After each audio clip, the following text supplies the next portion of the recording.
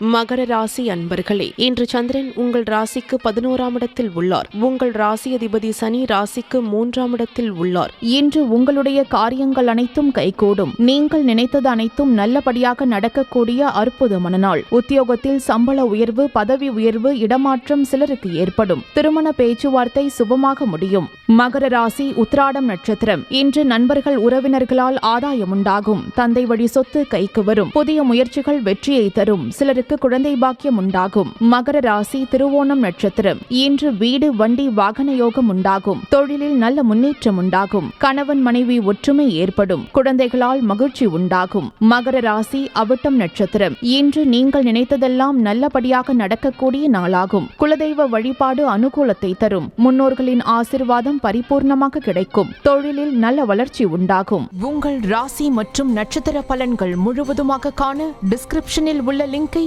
Click செய்யவும்.